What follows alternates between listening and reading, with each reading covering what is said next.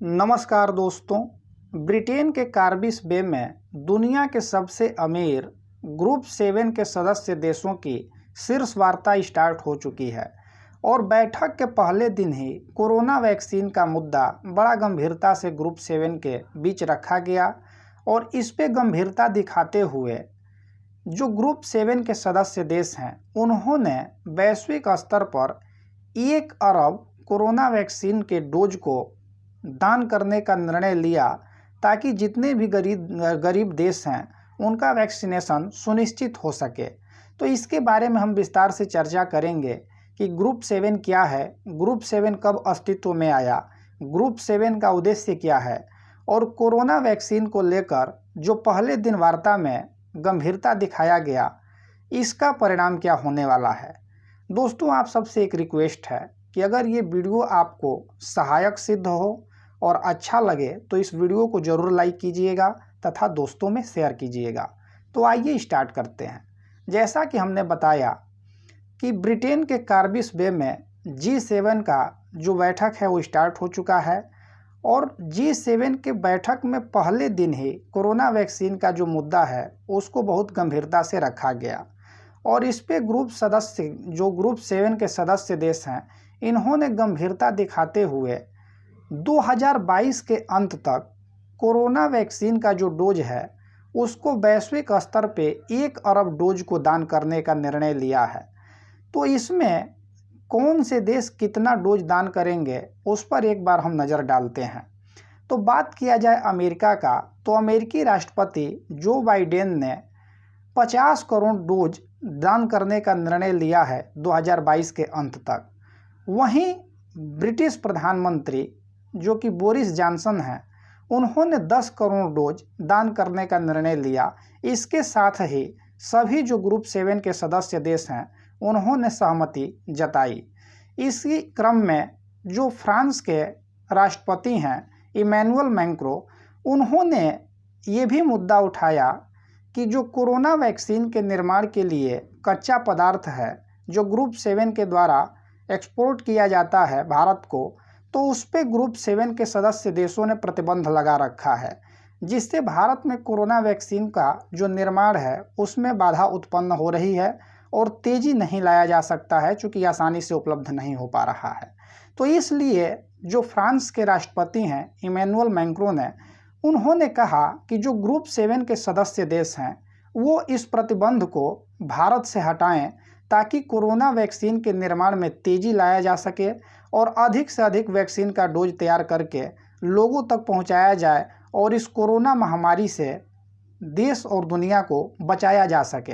ये तभी संभव हो पाएगा जब अधिक से अधिक वैक्सीन का निर्माण होगा और लोगों के समय से पहुंचाया जाएगा लोगों तक और वैक्सीनेशन स्टार्ट किया जाएगा। तो इसी क्रम में जो ग्रुप 7 के सदस्य देश हैं उन्होंने ये निर्णय लेते हुए इस पे सहमति जताई है और आगामी दिनों में आपको देखने को मिलेगा कि जो प्रतिबंध है ग्रुप 7 के द्वारा उसको हटा लिया जाएगा। इसको रेखांकित किया गया ग्रुप 7 के मीटिंग में। आइए अब हम नज़र डालते हैं कि कौन कौन से ग्रुप 7 के सदस्य देश हैं। तो अगर ग्रुप 7 के सदस्य देशों का बात किया जाए तो सदस्य देशों की संख्या 7 है और ये 7 कौन कौन से देश हैं, तो ये America, Britain, Canada, France, Germany, Japan और इटली है और इसके साथ साथ यूरोपीय संघ भी इस समूह में प्रतिभाग करता है।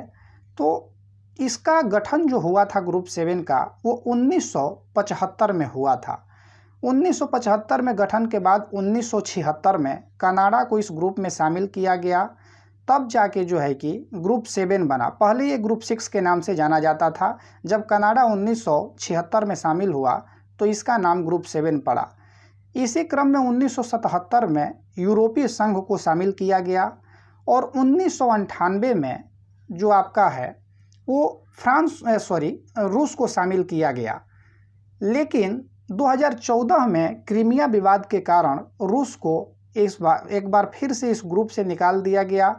2014 में क्रीमिया विवाद बहुत चर्चा में था तो उसमें रूस का ही रोल था, तो इसलिए ग्रुप 7 के जो सदस्य देश थे वो इसको गंभीरता से लेते हुए और रोष व्यक्त करते हुए जो 98 की सदस्यता दिया गया था रूस को, उसको 2014 में निरस्त कर दिया गया और रसिया को बाहर कर दिया गया।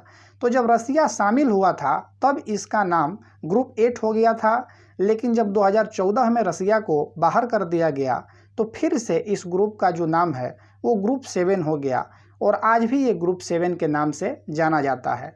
अब हम बात करते हैं ग्रुप 7 के शक्ति के बारे में। तो ये जो विश्व का जीडीपी है, लगभग विश्व के जीडीपी का 46% जीडीपी ये अपने पास रखता है और बहुत बड़ी ये अर्थव्यवस्था है।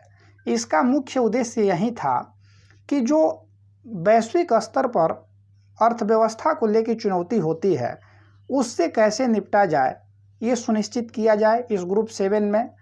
और उसके बाद से जो भी वैश्विक स्तर पर महामारी आता है या कोई भी ऐसी समस्या आती है जो वैश्विक स्तर पर प्रभावित करती है तो उससे निपटने के लिए ग्रुप 7 हमेशा जो है कि आगे आता है।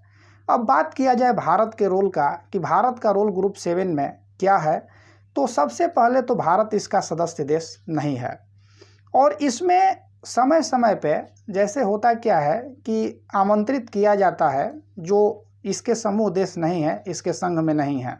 तो जब फ्रांस जो है कि आपका इसका नेतृत्व कर रहा था तो उस समय भारत के प्रधानमंत्री नरेंद्र मोदी जी को संबोधित करने के लिए ग्रुप 7 के सदस्य देशों को आमंत्रित किया गया था।